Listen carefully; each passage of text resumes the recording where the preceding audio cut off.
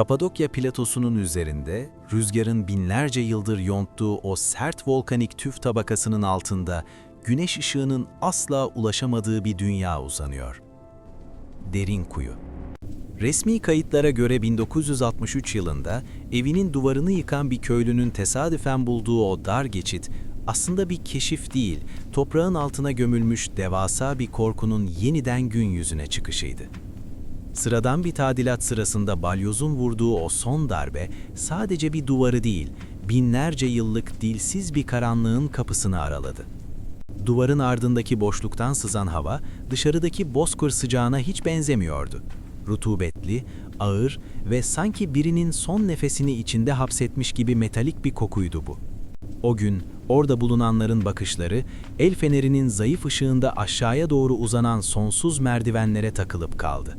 Burası bir bodrum katı değil, toprağın altına doğru mühürlenmiş devasa bir şehrin ağzıydı.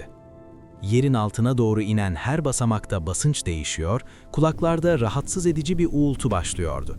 İlk katlarda bulunan ahırların kokusu, kayaların gözeneklerine sinmişti ama aşağılara indikçe bu koku yerini mutlak bir kimsesizliğe bırakıyordu. Dar dehlizlerde ilerleyenlerin omuzları soğuk kayalara sürtünüyor, tavan alçaldıkça nefes almak bir yük haline geliyordu.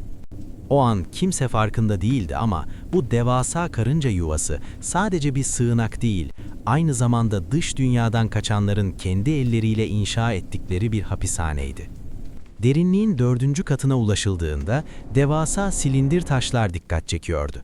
Dışarıdan açılması imkansız olan, sadece içeriden kapatılabilen bu sürgü taşları, o dönemde yaşayanların korkusunun ne kadar büyük olduğunu kanıtlar nitelikteydi.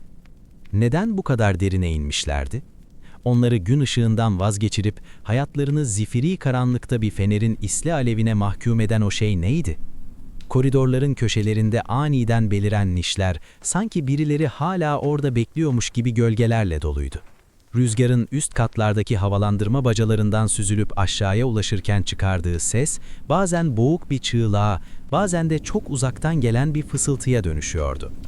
Toprağın 18 kat altına kadar uzanan bu sessiz çığlığın içinde, kayıtlara geçmemiş, sadece o dehlizlerin kuytu köşelerinde kalan tanıklıklar vardı. Eski zamanlarda burada yaşayanların haftalarca güneş görmeden o daracık tünellerde nasıl bir ruh hali içinde olduklarını hayal etmek bile insanın göğsünü daraltıyordu. 6. kata gelindiğinde, havalandırma bacasının dibindeki o derin sessizlikte, insan yapımı bir yapının içinde değil de devasa bir canlının midesindeymişsiniz gibi bir his uyanıyordu. Bu klostrofobik sessizliğin içinde yankılanan ilk ayak seslerine ve aşağıda unutulmuş olanların bıraktığı o açıklanamayan izlere odaklanacağız. 6. katın nemli duvarlarında el fenerinin ışığı titrerken, dar koridorun sonunda beliren o dikey boşluk, aşağıya doğru dipsiz bir kuyu gibi uzanıyordu. Havalandırma bacasının derinliklerinden gelen hava akımı, insanın teninde buz gibi bir ürperti bırakıyordu. Ama bu sadece ısının düşmesinden kaynaklı bir soğukluk değildi. Aşağıdan, daha da derinlerden gelen o ritmik, metalik tıkırtı. Sanki binlerce yıl önce taşları oyan o kazma darbeleri, kayaların hafızasına hapsolmuş da şimdi yeniden yankılanıyormuş gibiydi. Yerin metrelerce altında zaman kavramı tamamen yitiyordu. Burada ne sabahın ilk ışıkları vardı, ne de akşamın kızıllığı. Sadece kandillerin isli ışığında titreyen gölgeler ve o gölgelerin duvarlara vuran devasa, çarpık yansımaları. 1960'ların başında o tünellere ilk giren yerel işçilerin anlattığı bir detay, yıllar boyu resmi raporların tozlu sayfaları arasında saklı kaldı. Tünellerin en dar yerlerinde, iki insanın yan yana geçemeyeceği o boğucu geçitlerde, duvarlara kazınmış tuhaf işaretler bulmuşlardı. Bu işaretler ne Hristiyan sembollerine benziyordu, ne de bilinen bir yazı diline. Sanki birisi, oraya hapsedildiğinde geçirdiği günleri değil, dışarıda onu bekleyen o korkunç şeyin şeklini çizmeye çalışmıştı. Derinliğe doğru her adımda, omuzlarınızı sıkan o görünmez el, biraz daha ağırlaşıyordu. Psikolojik bir baskıdan fazlasıydı bu. Mekanın kendi ağırlığı, üzerinizdeki tonlarca toprağın baskısı, zihni bulandırmaya başlıyordu. 8. kata inen merdivenlerin başında duran o devasa sürgü taşı, bir zamanlar büyük bir aceleyle yerine oturtulmuştu. Taşın üzerindeki derin çizikler, içeridekilerin onu kapatmak için nasıl bir panikle asıldıklarını gösteriyordu. Peki ya dışarıda ne vardı? Ya da asıl soru şuydu: onları bu derinliğe iten şey sadece dışarıdaki ordular mıydı, yoksa gökyüzünden gelen ve kaçışın tek yolunu yerin altında aratan bambaşka bir tehdit mi? Kayıtlara geçmeyen, sadece bölgedeki yaşlıların fısıldadığı bir başka ayrıntı daha vardı. Şehrin en alt katlarında, su kuyularının dibine yakın noktalarda toprak hiçbir zaman kurumuyordu. Oraya inen bazı kâşifler, çamurun içinde çocuk ayakkabılarına benzer çok eski, deri parçaları bulduklarını iddia etmişlerdi. Ancak bu parçalar, incelendiğinde derinin üzerindeki dikişlerin insan eliyle yapılması imkansız kadar ince ve karmaşık olduğu görülmüştü. Aşağıdaki hava, yukarıdakinden farklı bir yoğunluğa sahipti. Sanki oksijenin yerini 1000 yıllık bir keder ve beklenti almıştı. Karanlığın en yoğun olduğu o köşede fenerin ışığı aniden bir nişin içine düştü. Duvarın içinde oyulmuş, bir insanın ancak cenin pozisyonunda sığabileceği kadar küçük bir hücre. Hücrenin tavanında, tavandan sızan kireçli suyun oluşturduğu beyaz lekeler, karanlıkta birer yüze benziyordu. Tam o sırada, koridorun ilerisinden gelen o boğuk ses. Bir taşın diğerine sürtme sesi. Çok yavaş, çok kontrollü. Sanki birisi 1000 yıldır kapalı olan bir sürgü taşını yeniden yerinden oynatıyordu. O sesin kaynağına, şehrin henüz haritası çıkarılmamış olan o yasak bölgelerine ve toprağın altında unutulan o ilk kurbanların hikayesine ineceğiz. O taşın taşa sürtünme sesi, kayaların derinliklerinden gelen o boğuk, ağır ve sanki bir canlının inlemesini andıran gıcırtı, koridorun daralan duvarlarında yankılandı. Fenerin ışığı, havada asılı kalan toz zerrelerinin arasında titrerken, sesin geldiği yöne doğru uzanan o alçak tavanlı tünel bir boğaz gibi daralıyordu. Rehberlerin bile girmeye cesaret edemediği, haritalarda sadece kesik çizgilerle belirtilen o mühürlü bölgelerden biriydi burası. 12. kata inen merdivenlerin basamakları yukarıdakilere göre çok daha aşınmıştı. Sanki burayı kullananlar yukarıdakilerden daha ağır, daha hantal adımlarla yürümüşlerdi. Duvarlardaki is lekeleri binlerce yıl önce burayı aydınlatan yağ lambalarının bıraktığı son izlerdi ama garip olan şuydu: İs lekeleri tavana doğru değil, tünelin derinliklerine, yani çıkışın tam tersi yönüne doğru yatay bir hat çiziyordu. Sanki o gün içerideki havayı emen, oksijeni dışarıdan içeriye doğru büyük bir iştahla çeken devasa bir vakum oluşmuştu. Derinliğin bu noktasında termometrelerin gösterdiği rakamlar değişmese de insanın kemiklerine işleyen o rutubetli soğuk katlanılmaz bir hal alıyordu. 1970'lerde bölgede yapılan kısıtlı bir kazı sırasında işçilerden birinin günlüğüne düştüğü o kısa not sonradan resmi kayıtlardan çıkarılsa da kulaktan kulağa yayıldı. Aşağıda su kuyusunun dibinde bulduğumuz o kemikler, onlar bir insana ait olamazdı. Eklemleri ters yöne bükülmüş, kafatası ise bir yumurta kadar ince ve uzundu. Mühendisler jeolojik deformasyon dedi ama biz o kemiklerin üzerindeki diş izlerini gördük. Tünelin sonundaki o küçük, yuvarlak oda.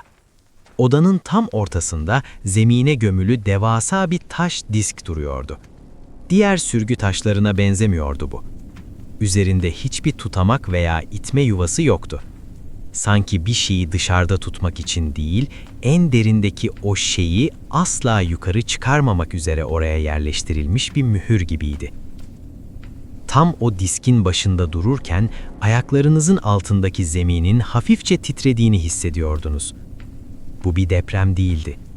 Bu, toprağın çok altından, belki de dünyanın çekirdeğine yakın bir yerlerden gelen, ritmik ve derinden gelen bir nabız atışıydı. Havanın ağırlaştığı, fenerin pillerinin sebepsiz yere zayıfladığı o anlarda duvarlardaki nişlerin içinden bir fısıltı yükselmeye başladı. Hayır, bu rüzgar olamazdı. 18 kat aşağıda rüzgarın böyle bir ses çıkarması imkansızdı. Bu, binlerce yıl önce o dar hücrelerde açlıktan, havasızlıktan ya da o korkunç şeyden kaçarken ölenlerin ortak nefesiydi. Birden fenerin ışığı o sızdırmaz taş diskin kenarında bir şeye takıldı. Taze bir iz. Taşın üzerindeki 1000 yıllık toz tabakası sanki birisi o ağır kütleyi birkaç milim yerinden oynatmış gibi sıyrılmıştı. Ve o boşluktan sızan koku. Çürümüş et kokusu değil, daha çok eski bir kütüphanenin rutubetiyle karışmış, yanık saç kokusuna benzeyen o geniz yakan koku. O mühürlü kapının ardındaki mutlak sessizliğe ve derin kuyunun en alt katında gizlenen o büyük kadim sırrın son halkasına dokunacağız. O sızan koku, insanın genzinde metalik bir pas tadı bırakırken, fenerin zayıflayan ışığı taş diskin kenarındaki o ince sızıntıyı yaladı. Taşın milimetrik kayışıyla açılan o karanlık yarık, yerin altına değil, sanki zamanın dışına açılmış bir göz gibiydi. Derin kuyunun en alt katında, haritaların bittiği ve sessizliğin bir ses haline dönüştüğü o noktada, mantık yavaş yavaş yerini ilkel bir korunma içgüdüsüne bırakıyordu. Bölgedeki eski kazı raporlarının satır aralarında geçen ancak teknik yetersizlik gerekçesiyle kapatılan bir detay vardır. 18. katın tabanında yerel halkın dilsiz kuyu dediği bir havalandırma boşluğu bulunur. Bu boşluk diğerleri gibi yukarıya, gökyüzüne açılmaz. Aksine yerin daha da derinlerine, henüz keşfedilmemiş o kadim magma damarlarına yakın dehlizlere doğru iner. 1980'lerin başında o kuyuya indirilen bir ses kayıt cihazının yüzeyde bekleyen teknik ekibe ulaştırdığı o 30 saniyelik kayıt hala bazı devlet arşivlerinin gizli raflarında bekletilir. Kayıtta ne bir rüzgar sesi ne de bir su damlası vardır. Sadece sanki çok büyük bir kütle, çok dar bir alanda nefes almaya çalışıyormuş gibi ritmik, derinden gelen bir hırıltı. O gün, o yarıktan sızan kokuyla birlikte tünelin duvarlarında bir değişim başladı. Tüf kayanın o gri, mat yüzeyi, fenerin ışığında ıslakmış gibi parlamaya, sanki terliyormuş gibi nemlenmeye başladı. Yukarıdaki dünyada mevsim ne olursa olsun, buradaki nem her zaman sabitti. Ama şimdi parmaklarınızın ucunda hissettiğiniz o sıvı su değildi. Daha yoğun, daha yapışkan ve hafifçe sıcak. Sanki şehrin kendisi damarlarında dolaşan o kadim kanı duvarlarından dışarı sızdırıyordu. Tam o sırada fenerin ışığı o taş mührün hemen yanında zemine kazınmış bir çift ayak izine takıldı. İzler bir insanınkine benziyordu ama parmak yapısı alışılmadık derecede uzundu ve topuk kısmı toprağa bir insanın yapabileceğinden çok daha derin gömülmüştü. İzlerin yönü dışarıya, yani yukarı katlara doğru değil, doğrudan o kapalı taş diskin içine, imkansız olan o boşluğa doğru gidiyordu. Sanki birisi katı maddeyi bir sis bulutu gibi geçip gitmişti. Zihninizin içinde o an tek bir cümle yankılanmaya başladı. Onlar kaçmak için değil, saklamak için buradaydı. Binlerce yıl önce bu şehri inşa edenler belki de Perslerden ya da Moğol istilasından kaçmıyorlardı. Belki de Kapadokya'nın bu yumuşak dokusunu yerin altında yaşayan ve ışığa tahammülü olmayan o diğerlerini hapsetmek için bir kafes olarak kullanmışlardı. Dev sürgü taşları dışarıdaki düşmanı engellemek için değil, içerideki o kadim varlığın yukarıdaki köylere, çocukların yatak odalarına ve tarlalara ulaşmasını önlemek için tasarlanmıştı. Aniden tünelin tavanından küçük bir kaya parçası düştü ve omzunuza çarptı. Hemen ardından daha büyük bir sarsıntı. Zemindeki o devasa mühür taşı altından gelen muazzam bir basınçla hafifçe yukarı kalktı. O boşluktan yayılan şey artık sadece bir koku ya da bir ses değildi. O mutlak ve saf bir korkuydu. Elinizdeki fener son bir kez güçlüce yanıp söndü ve sizi o 18 katlık karanlığın en dibinde neyin uyandığını bilmediğiniz o mutlak yalnızlıkla baş başa bıraktı. Karanlığın içinde tam arkanızda birisinin çok yavaşça nefes aldığını hissettiniz. O nefes, ensenizdeki tüyleri ürperten o buz gibi hava değil, aksine 1000 yıllık bir mezarın sıcaklığıydı. O karanlığın içinden uzanan elin sahibine ve derin kuyunun yüzeye çıkmaya hazırlanan o son, dehşet verici gerçeğine şahitlik edeceğiz. Karanlığın içinde, fenerin sönmesiyle birlikte dünya sadece sesten ve dokunuştan ibaret bir hale geldi. O an, üzerinizdeki tonlarca kayanın ağırlığını sadece fiziksel olarak değil, ruhunuzda da hissetmeye başladınız. Tam ensenizde hissedilen o sıcak nefes, bir canlının düzenli nefes alışından ziyade körüklenen bir kor ateşin geniz yakan harareti gibiydi. Bir milim bile kıpırdamadınız, kıpırdayamadınız. Çünkü o zifiri karanlıkta, göz kapaklarınızın ardında bile hissettiğiniz o varlık sadece orada durmuyordu. Sizin zihninizin içindeki en savunmasız noktaya, o kadim korkuya dokunuyordu. Derin Kuyu'nun yerel anlatılarında 1960'lardaki keşiften çok daha önce bölgedeki yaşlıların yeraltı sağırları dediği bir hikaye dolaşırdı. Anlatılanlara göre bu dehlizlerde kaybolanlar asla geri dönmezdi. Dönenler ise dillerini kaybetmiş, bakışları sonsuz bir boşluğa kilitlenmiş halde bulunurdu. Onların sağır oldukları sanılırdı ama aslında onlar artık yukarıdaki dünyanın seslerini değil, sadece toprağın altındaki o bitmek bilmeyen fısıltıyı duyabiliyorlardı. Elinizdeki fenerin soğuk metal gövdesine parmaklarınızla sıkıca sarıldınız. Tam o sırada mühür taşının altından sızan o zayıf, fosforlu bir parıltı koridoru hayal meyal aydınlattı. Bu ışık, kayaların içindeki bir mineralin tepkimesi miydi, yoksa binlerce yıldır güneş görmemiş bir biyolüminesans mı seçilemiyordu. Ancak o ışığın vurduğu duvarlarda az önce görmediğiniz bir ayrıntı belirdi.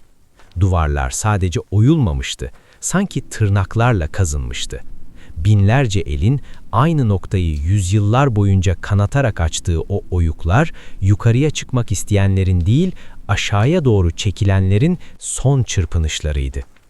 Ayaklarınızın altındaki sarsıntı bu kez daha belirgin bir hal aldı. O devasa taş disk sanki altında devasa bir ciğer varmış gibi yukarı kalkıp iniyordu. O boşluktan yükselen ses artık bir hırıltı değil, binlerce sesin aynı anda sustuğu o ağır sessizlikten doğan bir uğultuydu. 1980'lerde o derin kuyuya indirilen ses cihazının kaydettiği o 30 saniye, o an zihninizde yeniden yankılandı. Ama bu kez dışarıdan bir ses olarak değil, doğrudan kafatasınızın içinden. Bölge tarihçilerinin Selçuklu ve Bizans kayıtlarında rastladığı ışığın düşmanı tabiri o an anlam kazanıyordu. Onlar sadece birer efsane kahramanı değildi. Onlar insanlık yerleşik hayata geçmeden, hatta bu topraklar denizlerle kaplı iken bile buradaydı. İnsanlar yukarıda şehirler kurup yıkarken, onlar derin kuyunun o en karanlık katlarında toprağın nabzını tutarak beklemişlerdi. Ve şimdi o sessiz bekleyiş sona ermiş gibiydi. Tam arkanızdaki o varlık parmak uçlarını omuzunuza dokundurdu. Dokunuş bir insanın derisine değil, ıslak ve soğuk bir kumaşa temas etmek gibiydi. Ama o parmakların altındaki kasların gerginliğini, o 1000 yıllık açlığın titremesini hissettiniz. O an anladınız ki bu şehir bir sığınak değildi. Burası bir hapishaneydi. Ve siz 1000 yıl sonra kapıyı yanlışlıkla aralayan gardiyanın ta kendisiydiniz. Karanlığın içinden bir el yavaşça feneri tutan elinizin üzerine kapandı.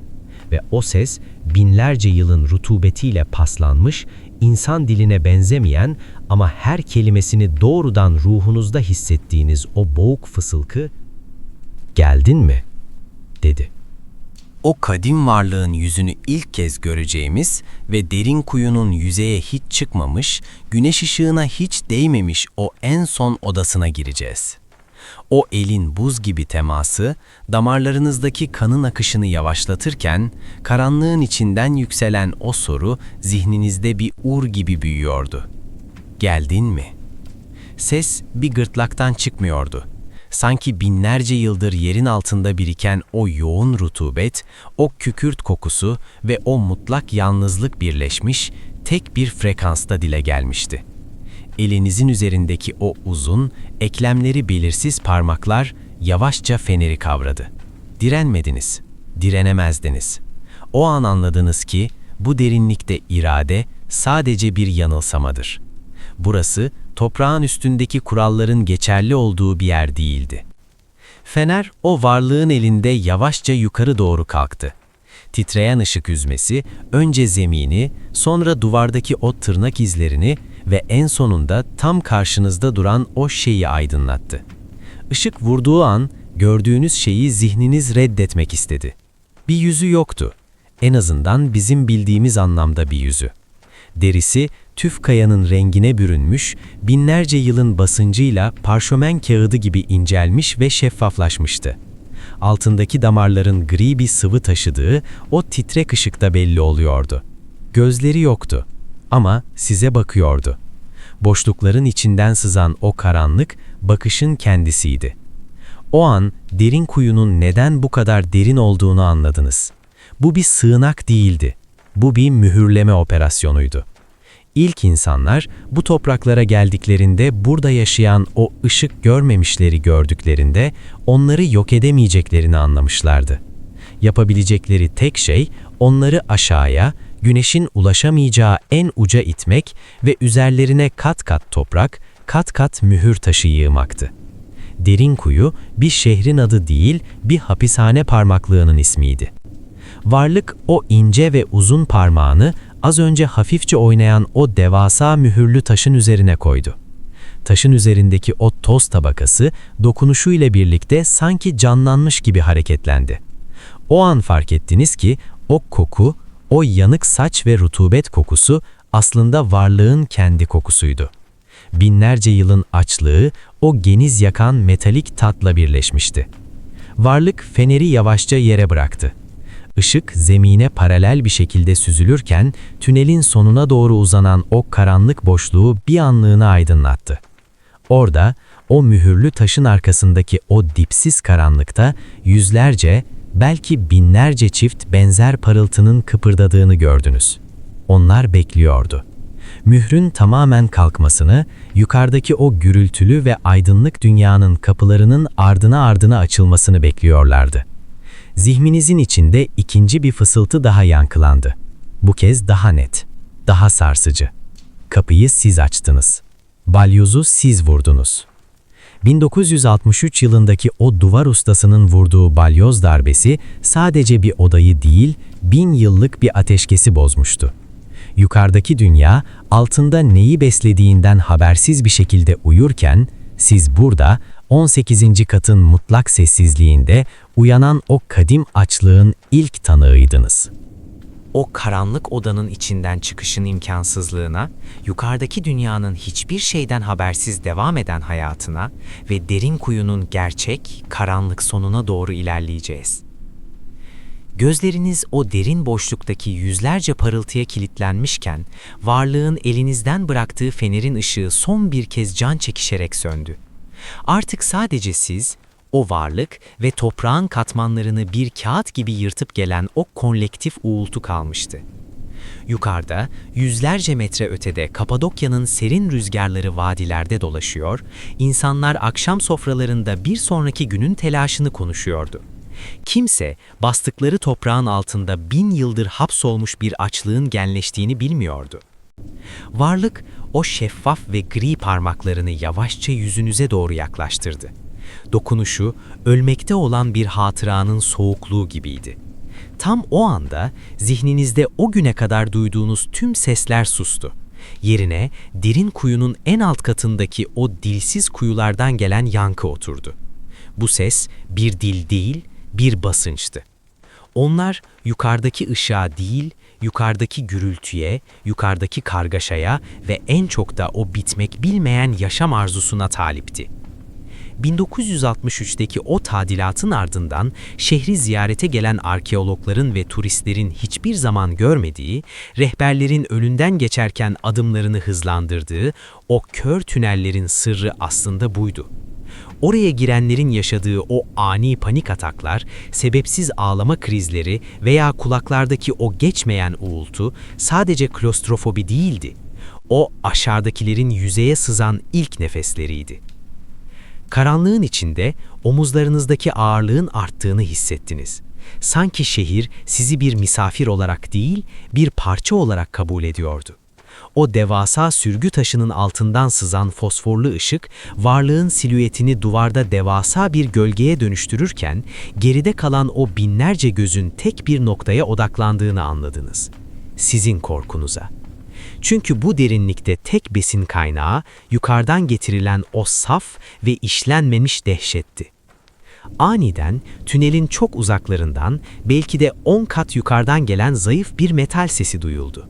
Birisinin kazara düşürdüğü bir anahtar ya da uzak bir kapının çarpılışı. Varlık bu sesle birlikte duraksadı. Başını, eğer bir boynu varsa, o sese doğru yavaşça çevirdi. O an anladınız. Onlar sadece kapının açılmasını beklememişti. Onlar birinin kendilerini yukarıya, o gürültülü cennete geri davet etmesini beklemişlerdi. Varlığın o soğuk dudakları ya da o çatlağı kulağınıza yaklaştı. Fısıltı değil, bir toz fırtınasının kayaya çarpması gibi bir sesle son cümlesini bıraktı. Siz bizi hiç unutmadınız. Bu kadim esaretin nasıl bir yer değiştirmeye dönüştüğüne ve derin kuyunun yüzeyinde bugün bile hissedilen o uğursuz sessizliğin son perdesine geçeceğiz. Varlığın o buz gibi fısıltısı zihninizin kıvrımlarında yankılanırken, 18. katın ağır havası aniden çekilmeye başladı. Sanki devasa bir akciğer, içerideki tüm oksijeni ve sizin ruhunuzu aynı anda içine çekiyordu. Gözleriniz karanlığa alıştıkça değil, karanlık sizin gözlerinize alıştıkça görmeye başladınız.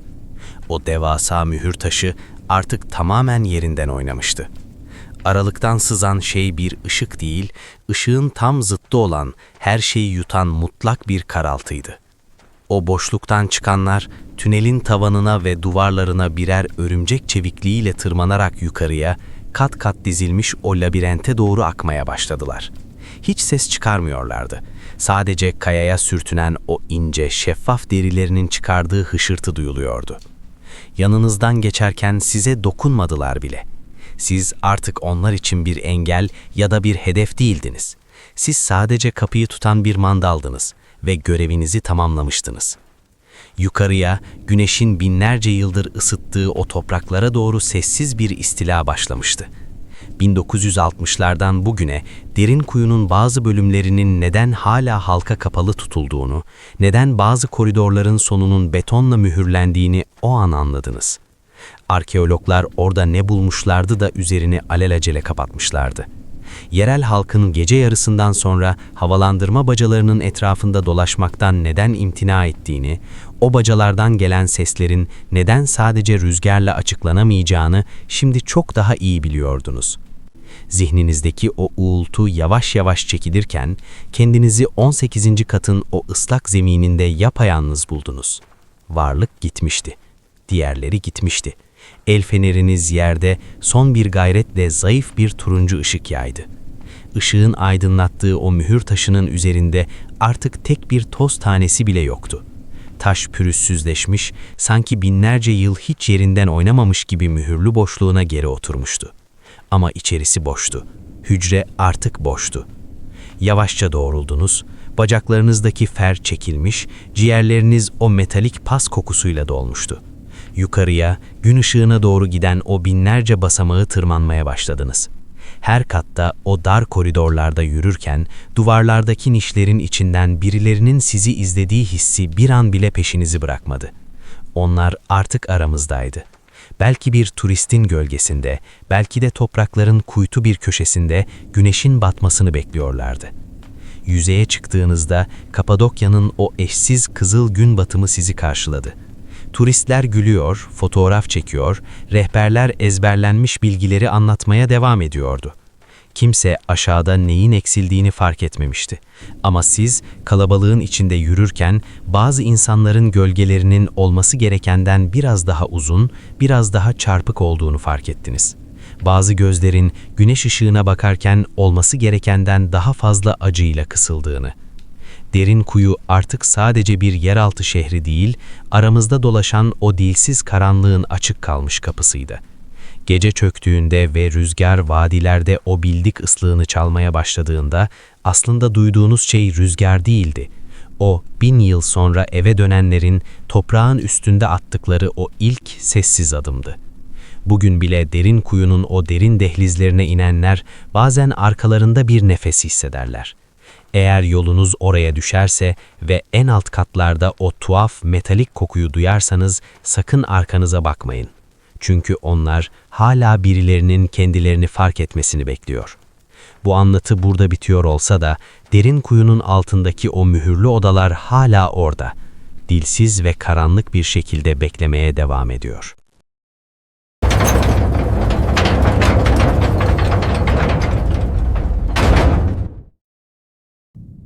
Tekrar görüşmek üzere.